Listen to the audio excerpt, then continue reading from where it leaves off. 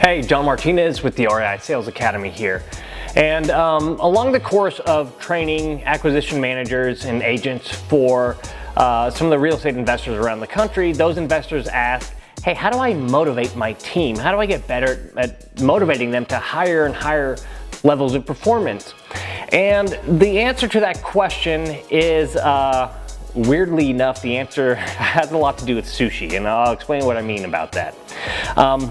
My wife loves sushi. She would eat sushi every meal of the day, every day if she could. Absolutely dies for it, right? She's motivated by it, right? If she gets to do something and then I say, well, we'll go to that sushi restaurant you like, she was like, I'm down, let's do it. That's her motivation. She's motivated by it.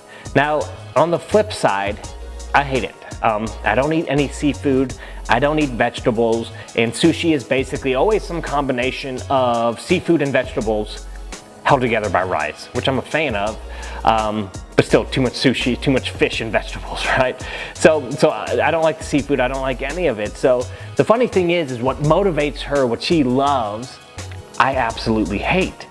So if someone wanted to get us out to dinner and they told us, we're going to this sushi place and we'd love for you to come, she'd be all in, but I'd probably put the brakes on it. So what does that tell us? People are motivated by different things. We have different likes, we have different wants.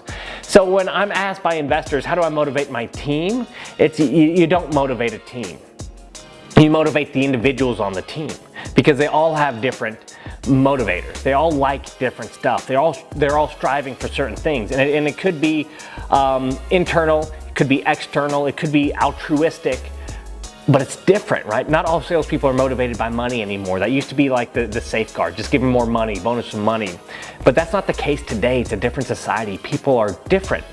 So if you try to just, hey, we're gonna have this spiff, we're gonna have this bonus, we're gonna have this cash incentive for whatever level of performance, and you try to motivate your sales team that way, guess what? You're gonna motivate a few people and you might turn off a few people. It might do nothing for them. In fact, the opposite might happen and they might be disgusted for it and make sure that they don't get that bonus, just like I do with the sushi, right?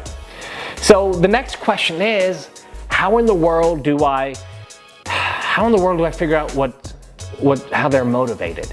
And there's two ways to do it. One is a simple conversation. Some investors are really good at that conversation of having, just good heart to heart. They have got that relationship with their team and they can just figure out what makes you tick. What do you want?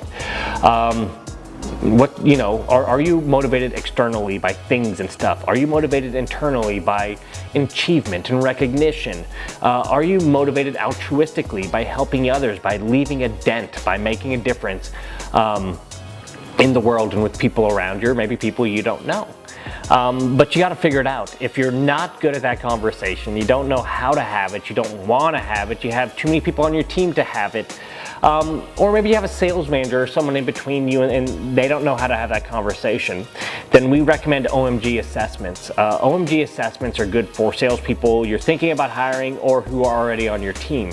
And it'll tell you exactly how those people are motivated. It tells you everything else, like if you should even hire them or not, if they should stick around on your team, if they can sell, if they will sell, how long they'll stay on your team, how long before you reach an ROI, if they can close, if they sell consultatively, if they work in an environment where they need heavy management. It tells you everything you ever need to know about your salesperson, but one of the most important things I think it tells you is how are they motivated? Because if the sales assessment, for example, says, thumbs up, hire this candidate, and you hire them, you're gonna need to know how to motivate that person. And whether it's a conversation or an assessment, if you wanna be a business leader, have a great investment firm, or even just be a great sales manager, that's something you gotta know.